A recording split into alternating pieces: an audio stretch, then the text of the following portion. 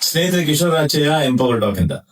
ಇವತ್ತಿನ ಕತೆ ಯಾರ ಸಹವಾಸ ಮಾಡಬೇಕು, ಯಾರಿಂದ ಫೀಡ್ಬ್ಯಾಕ್ ನ ತಗೋಬೇಕು, ಯಾವ ರೀತಿ ಫೀಡ್ಬ್ಯಾಕ್ ನ ರಿಸೀವ್ ಮಾಡಬೇಕು ಅನ್ನೋದ್ರ ಬಗ್ಗೆ. ಸಮುದ್ರ ತೀರದಲ್ಲಿ ಒಂದು ಏಡಿ ನಡ್ಕೊಂಡು ಹೋಗ್ತಾ ಇರುತ್ತೆ.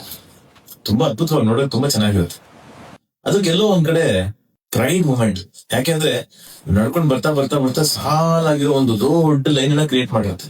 ಅದಕ್ಕೆ ಹೆಮ್ಮೆ, ನೋಡು ನಾನು ನಡ್ಕೊಂಡ್ ಬಂದ ದಾರಿ ಒಂದು ಲೈನ್ ಆಗಿ ಕ್ರಿಯೇಟ್ ಆಗ್ತಾ ಇದೆ ಅಂತ ಹೇಳಿ ಖುಷಿ ಪಟ್ಕೊಂಡು ಪದೇ ಪದೇ ಹಿಂದೆ ನೋಡೋದು, ಮುಂದೆ ಹೋಗೋದು, ಹಿಂದೆ ನೋಡೋದು, ಮುಂದೆ ಹೋಗೋದು ಹೋಗ್ತಾ ಇರುತ್ತೆ. ನಂತರ ಒಂದ್ ಜೋರಾಗಿ ಅಲೆ ಬಂದು ಅದು ನಡ್ಕೊಂಡ್ ಬಂದ ದಾರಿ ಏನ್ ಕ್ರಿಯೇಟ್ ಮಾಡಿರುತ್ತೆ ಅದನ್ನ ಅಳಿಸ್ಬಿಡುತ್ತೆ. ಏಡಿ ಬಹಳ ಬೇಜಾರಿರುತ್ತೆ. ಏಡಿ ಸಮುದ್ರಕ್ಕೆ ಬೈಕ್ ಶುರು ಮಾಡುತ್ತೆ. ಎಂತ ಕೆಲಸ ಮಾಡಿದೆ ನೀನು?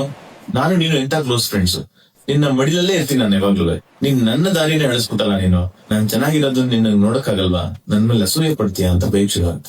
ಸಮುದ್ರ ಹೇಳುತ್ತೆ, ಸ್ನೇಹಿತ, ನೀನ್ ನಡೆದು ಬಂದ ಕಾಲಿನ ಗುರುತನ್ನ ಒಬ್ಬ ಬೇಟೆಗಾರ ಹಿಂಬಾಲಿಸ್ತಾ ಇದ್ದಾನೆ.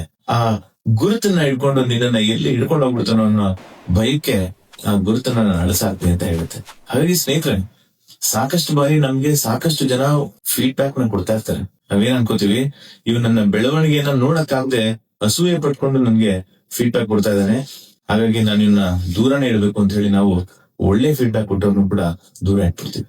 ಆದ್ರೆ ಪ್ರತಿಯೊಬ್ರು ಈ ಉದ್ದೇಶಕ್ಕೆ ನಿಮ್ಮ ಹತ್ರ ಬರಲ್ಲ. ನಿಮ್ಮ ಬೆಳವಣಿಗೆ ಆಗ್ಲಿ ಅನ್ನೋ ಉದ್ದೇಶಕ್ಕೂ ಫೀಡ್ಬ್ಯಾಕ್ ಕೊಡುವಂತ ಸಾಕಷ್ಟು ಸ್ನೇಹಿತರು ನಮ್ ಸುತ್ತಮುತ್ತ ಇರ್ತಾರೆ. ಸರಿಯಾದ ಸ್ನೇಹಿತರನ್ನ ಗುರುತಿಸಿ ಅವರ ಫೀಡ್ಬ್ಯಾಕ್ ಅನ್ನ ರಿಸೀವ್ ಮಾಡೋಣ. ಮತ್ತೊಂದು ಕಥೆಯೊಂದಿಗೆ ಮತ್ತೆ ಭೇಟಿಯಾಗೋಣ. ಕಿಶೋರ್ ರಾಚಯ್ಯ, ಎಂಪವರ್ ಟಾಕ್ ಇಂದ. ನಮಸ್ಕಾರ.